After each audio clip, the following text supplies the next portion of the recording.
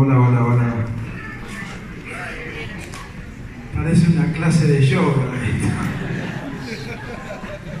Bueno, yo fui el que hizo el tweet que en las redes sociales fue explotado, pero de antemano quiero agradecer muchísimo a la universidad por la apertura que han demostrado, más allá de las presiones múltiples, presiones que no son los 20 o 30 idiotas útiles que estaban afuera, sino que seguramente son presiones que vienen desde las autoridades mismas de la universidad. No conozco el caso, pero en todas las universidades sucede lo mismo. De manera tal que muy agradecido por ello, y la verdad que la responsable y culpable de que estemos acá es Nelly Cuadros, así que un aplauso.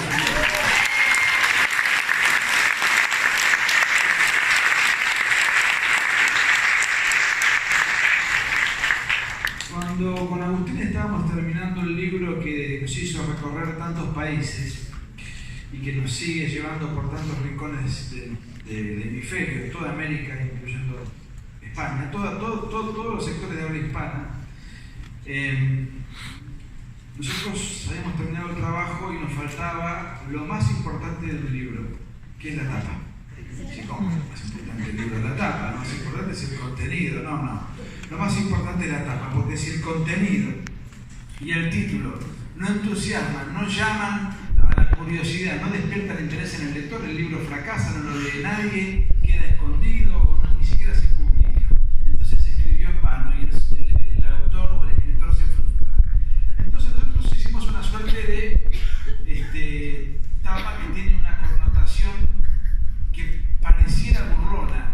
Ustedes ven ahí al Che Guevara con los labios pintados, es un Che Guevara, digamos, coqueto. En lugar de tener la boina con la estrella revolucionaria, tiene el puño feminista y tiene los colores de la bandera del trapo sodomítico. ¿Qué cuernos es? Trapo sodomítico. ¿Qué viene a ser la tapa? La tapa no es ni más ni menos que una marcha LGBT promedio. Vamos a la siguiente placa, por favor. Esta es la tapa del libro. Esta es la tapa del libro. Es el Che Guevara en marcha con los que ustedes ven los trapos multicolor, ven a un sujeto disfrazado de Guevara y ven a Guevara levantado como estandarte revolucionario. Ya no es más Guevara para la izquierda un comandante histórico, sino un comandante histérico. Muy bien. Hay una curiosidad. El Che Guevara, cuando se produce la revolución en Cuba, lo primero que hizo fue encarcelar a los homosexuales en un campo de concentración que él mismo diseñó y que se instaló en la península de Guanacabibes. Allí, bajo la consigna "el trabajo os hará hombres", se sometía a la esclavitud durante un año entero a los homosexuales de la isla para reeducarlos con los nuevos principios morales y sociales de la revolución en ciernes. Siguiente placa, por favor. Quien quiera profundizar en el tema, hay una película que está en YouTube que me parece muy interesante, que dura casi 2 horas, se llama Conducta Impropia y muestra todas las cárceles y los campos de concentración para homosexuales durante el régimen castrista a lo largo de muchos años. ¿Qué era la conducta impropia? Bueno, si hay algún abogado en la sala, bueno, sabrán muy pocos. Qué bueno, hay gente de bien mayoritariamente. Lo digo como abogado, no se ofendan los colegas. No, pero yo soy un hombre de bien porque no ejerzo. Resulta que la conducta impropia es la tipificación en el Código Penal de la conducta homosexual. Es conducta impropia, y alguien que incurría en un acto de homosexualismo era castigado en el Código Penal como conducta impropia y era castigado en los campos de concentración. Y esto es todo lo que está desarrollado a lo largo de esta película, muy bien documentada, plagada de testimonios y de imágenes que son realmente fantasmagóricas, pero que ponen de manifiesto una realidad. La izquierda nunca quiso a los homosexuales, los quiere ahora, los usa ahora, pero jamás le tuvieron simpatía. Siguiente placa. Esto no era algo propio de Cuba, ni de Che Guevara, ni de Fidel Castro, ni de la revolución caribeña. Esto era algo propio de la izquierda internacional. Esto es un mapa de 1980, en plena Guerra Fría. Los países que ustedes ven en rojo con algunos matices son los países de la órbita comunista. Aproximadamente, más o menos, era el 40% de la superficie terrestre y casi más o menos la misma proporción de la población mundial de la época. Fíjense que tenemos, por un lado, al gran bloque del imperialismo soviético. Allí la homosexualidad era castigada con como mínimo 5 años de trabajo forzado en los gulags, en la Siberia. Y luego vemos también países como China, donde la homosexualidad era castigada con pena de castración. Y en caso de reincidencia, porque un homosexual pasivo puede reincidir, por más que lo castren, era pena de ejecución sumaria. Les cuento una cosa, Fidel Castro pidió disculpas a la comunidad homosexual en el año 2010. La revolución fue en el 1959. El delito que vimos en la Unión Soviética, que mandaba a los homosexuales a la Siberia, a los gulags, recién fue derogado en 1993, es decir, después de que cayó la Unión Soviética, bajo los tiempos de Boris Yeltsin, que fue el primer presidente post-Unión Soviética. Y en el caso de China, el delito recién fue derogado en 1997. Entonces, fíjense cómo muy recientemente lo que era considerado una escoria, lo que era, podríamos decir, criminalizado, y hoy es utilizado como bandera. Estamos hablando no de tiempos muy lejanos, sino de hace 20 o 25 años. En todo este periodo donde la izquierda gobernó el 40% de la superficie terrestre, donde durante 100 años tuvo el poder absoluto, le puso muros al mundo, a la mujer no le dio ningún protagonismo.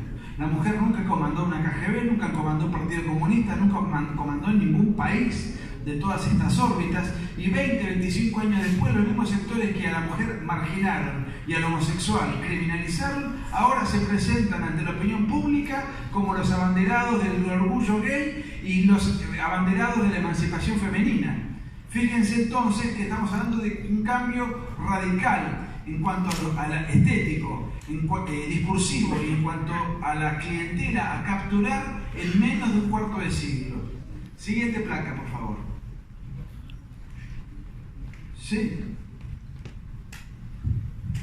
Como quiera que has mencionado al ídolo de muchos, a Che Guevara, yo les pedí que si ustedes podrían traer algunos libros, si es que lo han hecho, si es que, quiero decirles amigos, si es que algunos desearan, Nico me tapas la puli,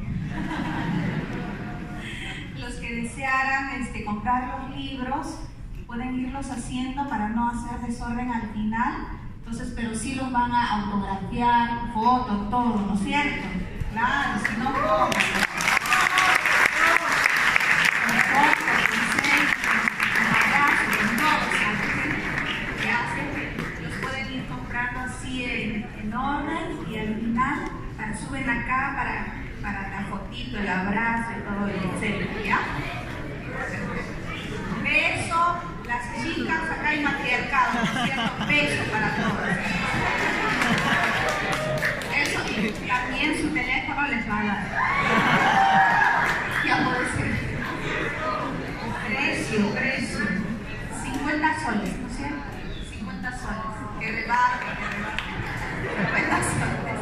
Para que regrese, para el pasaje de regreso. Si así, ¿no?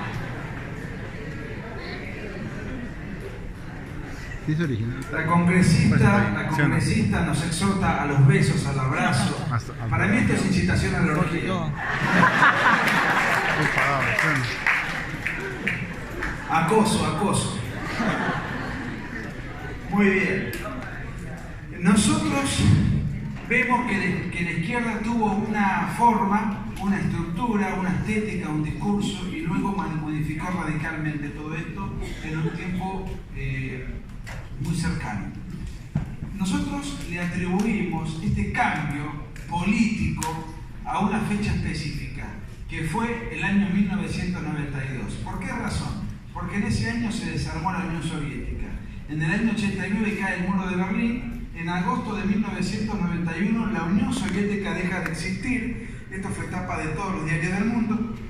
Ahí tenemos el diario Clarín, que es el más importante de Argentina. Y como nota de color, fíjense, dice: negocian con los raptores de Macri. Es decir, el actual presidente de Argentina había sido secuestrado y estaban negociando su liberación a cambio de un desembolso dinerario. Bueno, lamentablemente lo liberaron. Se convirtió en presidente argentino. ¿Qué va a hacer? La Unión Soviética deja de existir. El comunismo internacional se queda sin su cuartel general. ¿Qué hace ahora? ¿Qué podemos hacer ahora? ¿Qué podemos inventar? Bueno, Agustín ya habló de cómo, desde el punto de vista filosófico, esto fue, en Occidente, fue avanzando, pero todavía no se había llevado a la práctica. Fue avanzando y fue la izquierda misma en un progresivo proceso de metamorfosis de sí misma. Ahora, era el momento de ponerlo en práctica. La Unión Soviética no existe más. ¿Qué hacemos ahora? Siguiente placa. Fidel Castro, preocupadísimo porque sin la subvención extranjera no podía subsistir Cuba, diseña algo bastante interesante que es conocido y existe, y es el Foro de San Pablo. ¿Qué es el Foro de San Pablo? Es un cónclave de comunismo internacional que nace en la ciudad de San Pablo y que el alma mater, el inspirador fue Fidel Castro, pero el alma mater de este foro que abarca guerrilleros, narcotraficantes, organizaciones que dicen defender los derechos humanos, movimientos sin tierra, movimientos indigenistas, movimientos ecologistas, etc.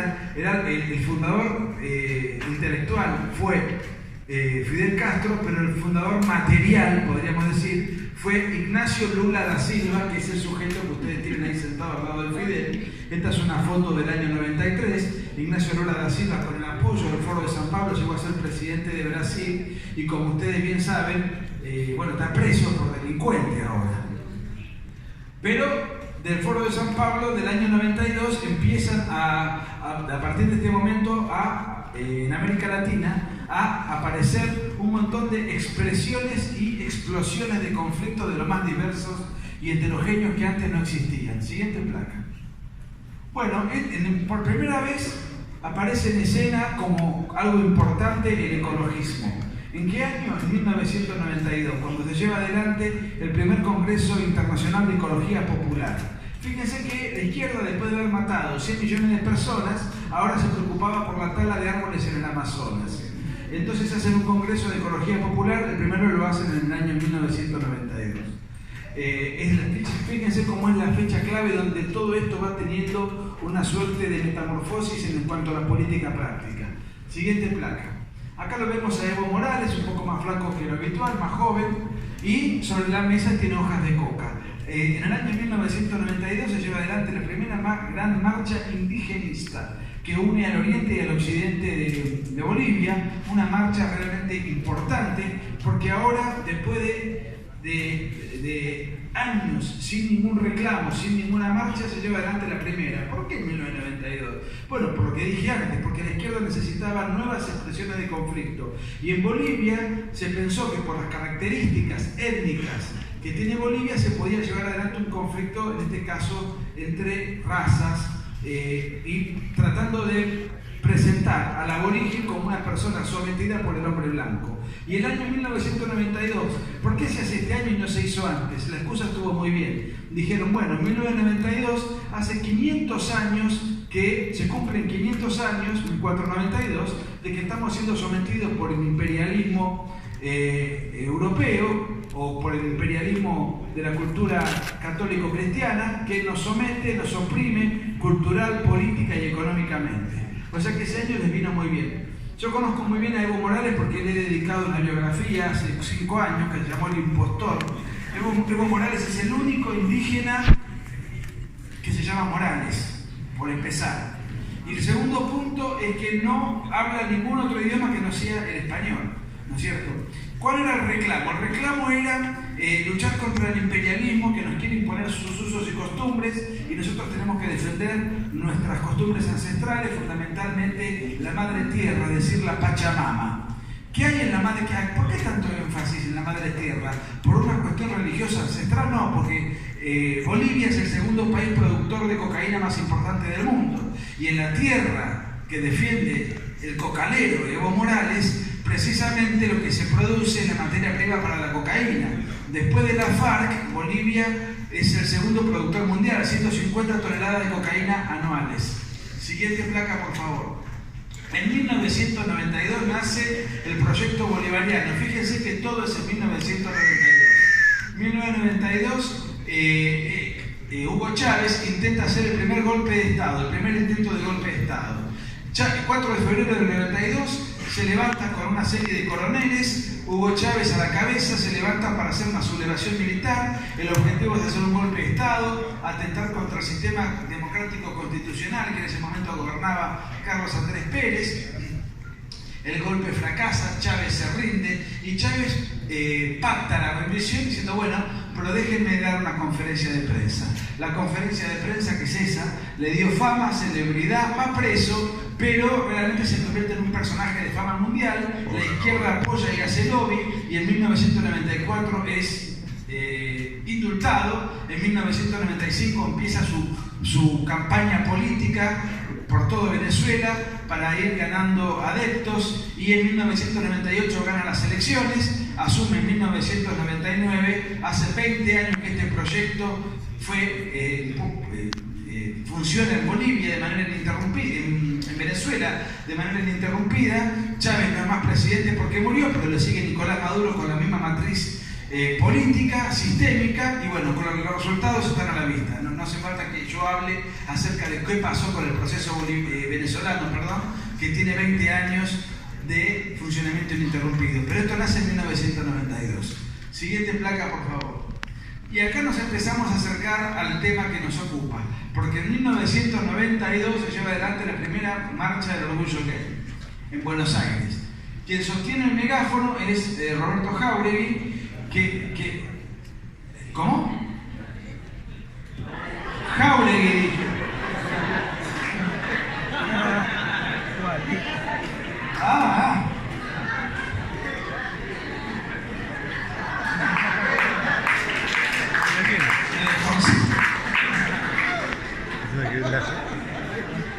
Igualito al aje.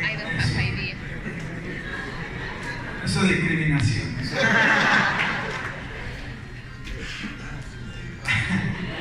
Pensé que había dicho yo algo así, digo, no, que es un papel.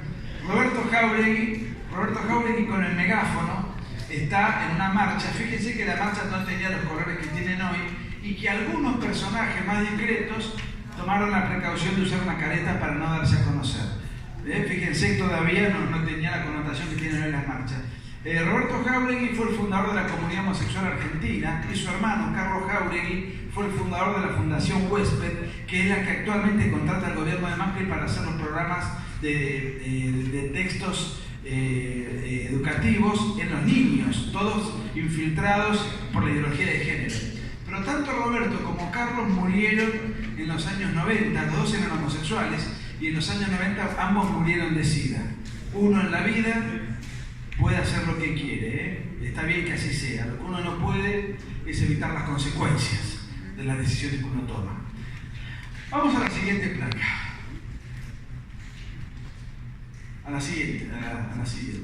Mientras tanto, Occidente, en lugar de seguir de cerca el ecologismo, el indigenismo, la ideología de género, el proyecto bolivariano, vamos a ver qué está pasando con la izquierda. Occidente se dedicaba a celebrar y festejar sus triunfos político-ideológicos por sobre los países que estaban detrás de la cortina de hierro, y se dedicaron a leer este libro de carácter triunfalista que se llama El fin de la historia y el último hombre, de Francis Fukuyama, y fue un libro muy festivo. Fíjense, el fin de la historia terminó. Ahora el sistema democrático capitalista y el estilo de vida occidental son los que se imponen para siempre. Es el fin de la historia acá se termina. Fíjense que esto no fue así, y el propio autor, con la honestidad intelectual, reconoció luego su error. ¿Pero qué generó libros como este? Generaron una distensión en la reacción contra la izquierda.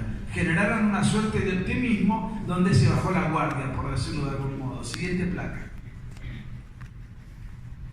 ¿Qué ataca la ideología de género? Bueno, particularmente, Agustín mencionó infinidad de casos, pero nos vamos a concentrar en algunos aspectos inherentes a lo que es el lobby LGBT, y particularmente a un asunto que tiene que ver con la desnaturalización idiomática que utiliza la ideología de género para confundirnos. Siguiente placa. Bueno, ya se habló bastante en la conferencia de Agustín en cuanto a la utilización de estas neolenguas, pero vamos a ver cómo se aplican en el lenguaje político, periodístico, para tratar de engañar a la opinión pública y para tratar de ganar debates contra un interlocutor. Vamos a ver, siguiente placa. Bueno, primer punto. El otro día me preguntaba un periodista, ¿qué opina usted del cambio de sexo? El cambio de sexo no existe. Bueno, ¿cómo que no existe el cambio de sexo si hay leyes que habilitan el cambio de sexo, el cambio de identidad, el documento, te dicen, etcétera, etcétera? Muy bien, pero esas leyes mienten. Son leyes engañosas, leyes tramposas y fraudulentas que faltan en la verdad. Porque el cambio de sexo no existe. Lo que existe es el cambio estético, que es algo muy distinto. Lo que existe es el cambio fenotípico, el cambio de look. El cambio de sexo no existe. Nació varón y va a morir varón con o sin tijeretazo.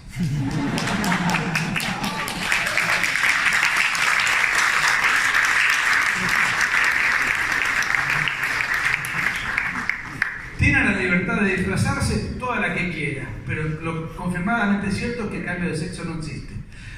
Bueno, ahí aparece entonces nuevamente el Estado institucionalizando la mentira y el engaño. Y el periodista intenta redoblarme la apuesta. ¿Qué opina usted del matrimonio homosexual? Siguiente placa, por favor. El matrimonio homosexual tampoco existe conceptualmente, es un invento. ¿Cómo que es un invento si hay leyes que lo aprueban? Sí, correcto. Hay leyes que engañan, leyes que son un fraude y leyes que tienen un contenido mentiroso. El matrimonio, como su nombre lo indica, es matrimonium, matrimonio. La matriz es el útero materno. El matrimonio es la unión a partir de la cual, por las cualidades inherentes del vínculo, existe la posibilidad o potencialidad de la maternidad. El matrimonio es la unión a partir de la cual, por las cualidades inherentes del vínculo, existe la posibilidad o potencialidad de maternidad. Eso es el matrimonio y solamente puede constituirse entre un hombre y una mujer. Por consiguiente, un vínculo entre dos personas del mismo sexo tienen todo el derecho a tenerlo, ese vínculo, pero eso no es un matrimonio.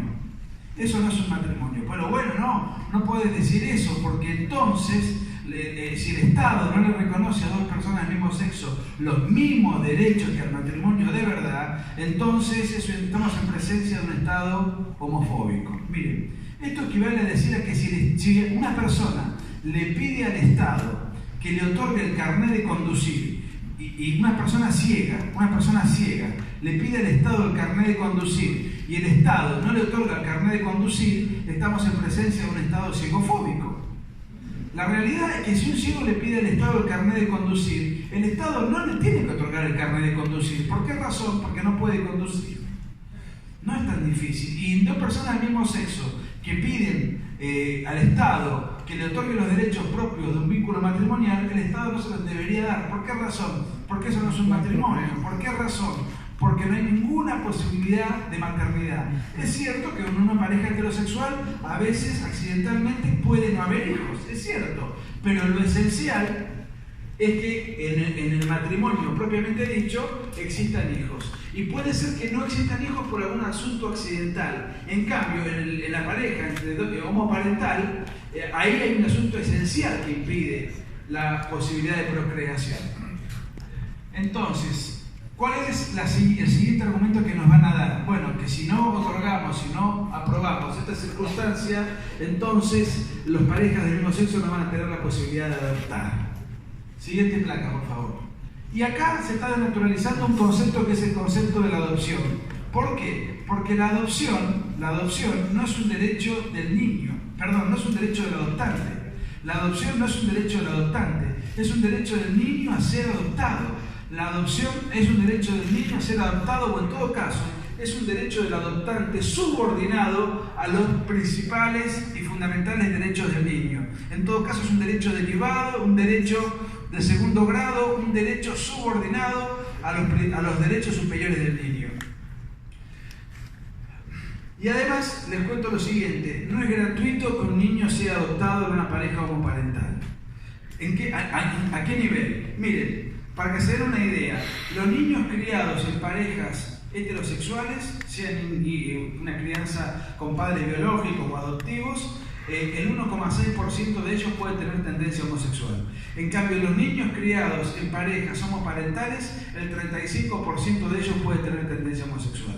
Esto es un estudio norteamericano, Cameron, sobre 4.930 casos. O sea que esto que se pretende instituir, primero estamos denaturalizando el derecho de adopción, que es un derecho del niño y no es un derecho del adoptante.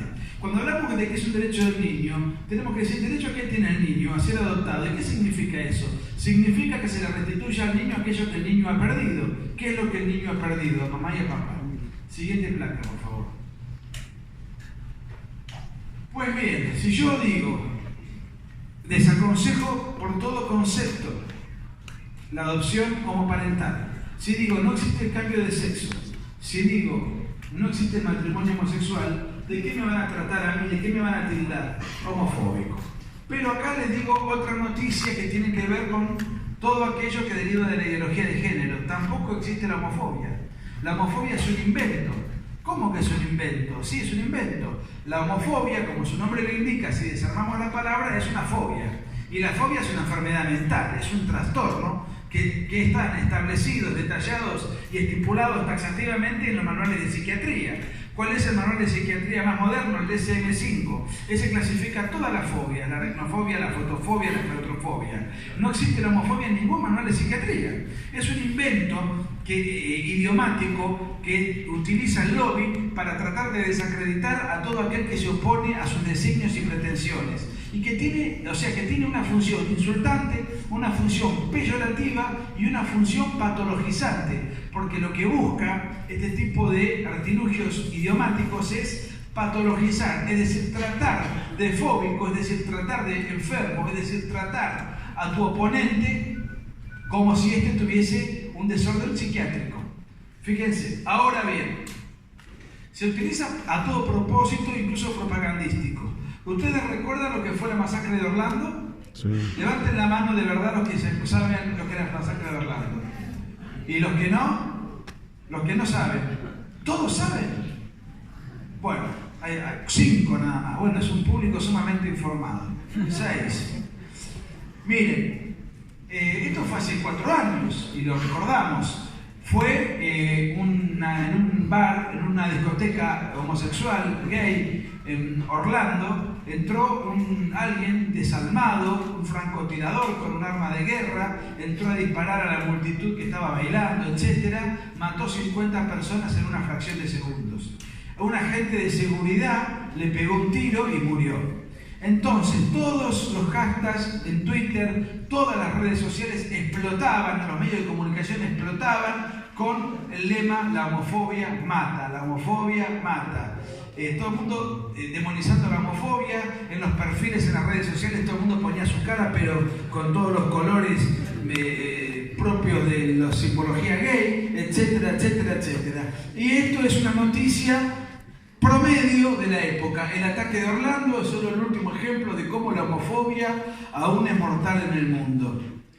Pero fíjense que nunca más habló del tema.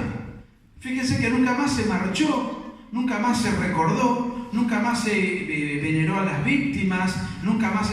Nada, un silencio sepulcral. ¿Por qué razón? Porque a la semana se enteraron, se dio a conocer que el francotirador era homosexual. Siguiente placa. Era homosexual. Y entonces, esto está tomado de un diario local, de acá de Perú, era homosexual. Y de hecho, pareciera que, creo que a un compañero de él estaba bailando en la discoteca y él entró celoso, desesperado y mató a todo el mundo. Pues bien, independientemente de la causa, ¿por qué no se sigue recordando a las 50 víctimas? Y porque entonces no podemos decir que hay homofobia, porque no podemos tratar de homofóbico a alguien de los nuestros. Pero ¿cómo? ¿No te importan las 50 víctimas? ¿No te interesan los que murieron? Ahora entonces no lo vamos a homenajear más, no. Me importa un rábano los que murieron. Esto fue la realidad de cómo opera el lobby. Le importa el hecho tanto y en cuanto políticamente le funcione. Si políticamente ese episodio no le es funcional, lo invisibilizan y lo guardan en el baúl de los recuerdos. Siguiente placa. Y ahora en algunos países de Europa se venden pastillas para la homofobia. para curar la hemofobia. En realidad no se venden, se reparten, no son pastillas que tengan ningún rigor científico, y les puedo asegurar que por más que me den una sobredosis yo voy a seguir pensando lo mismo. Pero esto lo que busca de alguna manera es mantener vivo el concepto patologizante de todo aquel que disiente con la ideología de género. Vamos a la siguiente placa. Bueno, lo mismo sucede con el caso del aborto. Del aborto se dice que es la interrupción del embarazo. Y la verdad es que la interrupción es el cese transitorio de un proceso para su posterior reanudación. La interrupción es el cese transitorio de un proceso que queda congelado y después se reanuda. Por ejemplo, supongamos que yo voy al baño. Ahora, voy al baño y vengo rápido porque hago piparado. ¿Okay? Entonces vengo enseguida. A los 2 minutos reanudo la charla. La charla se interrumpió. ¿Cuáles son los 2 principales equipos del Perú? Los más importantes. La U. La Alianza y ¿quién más? La U.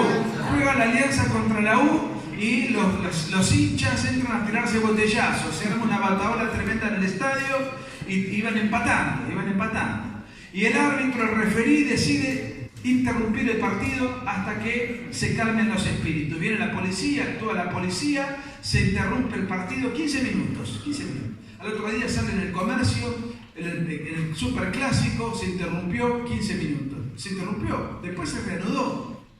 Cuando hay un embarazo y se crea y se produce un aborto, el embarazo se reanuda después. Pues bien, le llaman interrupción del embarazo porque es un modo amable, eufemísticamente amable, porque el concepto técnicamente correcto sería homicidio prenatal.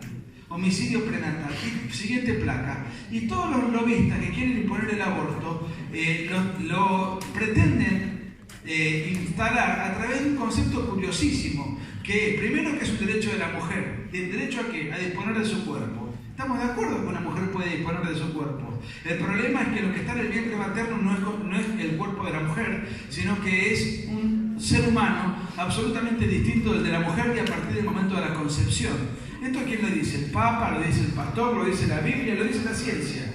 Nosotros fundamos nuestra posición en la ciencia. Y estos canallas nos tratan a nosotros como si nosotros fuésemos precámbricos, diluvianos, de otra época, de otro siglo, del medioevo. Cuando nosotros fundamos nuestra posición en la ciencia más moderna, sabemos cuándo empieza la vida y ellos, los que se la dan de modernos y racionalistas, no nos pueden explicar cuándo empieza la vida. Y encima dicen, bueno, no, esto hay que aplicarlo porque es un problema de salud pública. Primer punto, de salud reproductiva. Primer punto, nunca puede ser una política de salud aquella en la cual 2 personas se ingresan a un hospital, es decir, la madre con su niño en el vientre. Una persona es matada en el hospital y la otra vuelve a la casa. Entran 2 personas vivas y sale una viva del hospital. ¿Eso es una política de salud? Y encima, salud reproductiva. ¿Cómo puede ser una política de salud reproductiva aquella en la cual lo que están buscando los mismos lobbies que hablan de salud reproductiva es que no haya reproducción? Entonces fíjense que no hay nada en lo cual estos sátrapas no mientan. Siguiente placa. Muy bien. Ustedes saben que en Argentina se llevó adelante un debate tremendo durante todo el año pasado, un debate que este año seguramente se va a reeditar. Este es el travesti del cual hoy hablaba Agustín, que estaba medio con el DNI en la mano. Es el travesti más famoso de Argentina, que tiene un grupo de seguidores, todos travestis, que piden el derecho al aborto. Piden el derecho al aborto. Y además, fíjense, está con el pañuelo disertando no en una asamblea suburbana, en la Cámara de Diputados de la Nación, para pedir el derecho al aborto. Y me digo, ¿cómo un travesti quiere el derecho al aborto? ¿Cómo se explica esto? Bueno, desde el punto de vista ideológico, tiene una explicación. ¿Por qué? Si yo no soy aquello que soy conforme a mi naturaleza, sino que yo soy conforme a mi autopercepción y me autopercibo mujer, luego soy mujer. Y si soy mujer, tengo derecho a reclamarle al Estado el estatus de mujer, los derechos propios de una mujer. Y si el aborto, en lugar de ser un homicidio prenatal, es considerado un derecho de la mujer, yo que soy mujer y que tengo derecho, valga la redundancia, a pedir derechos, valga la redundancia, de mujer, le puedo pedir el aborto legal, seguro y gratuito. Esto desde el punto de vista ideológico, pero desde el punto de vista científico, tiene sobrado fundamento para sentirse embarazado porque hace varias semanas que no le viene la menstruación.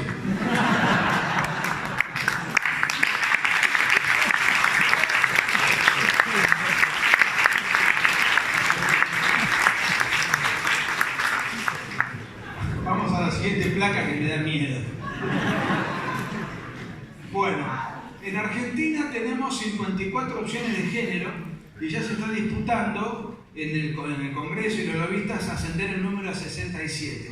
Entonces vos te abrís un perfil, por ejemplo, este diario La Nación. Vos te abrís un perfil en Facebook y tenés 54 opciones. ¿Usan redes sociales ustedes? Bueno, entonces agréguennos. Agréguennos en Twitter, agréguennos en Instagram, en Facebook. ¿Sí?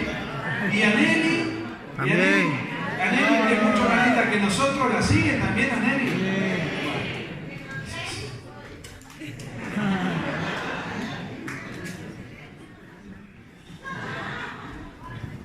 Somos el segundo país que tiene mayor cantidad de identidades de género. El primero es Inglaterra, que tiene 75. Y nosotros el segundo. O sea, no solamente nos roban las Malvinas, sino que encima nos ganan el ranking de género. Miren, no me hagan acordar que nos hemos portado tan mal con ustedes en ese tema. Lo bueno que eres consciente.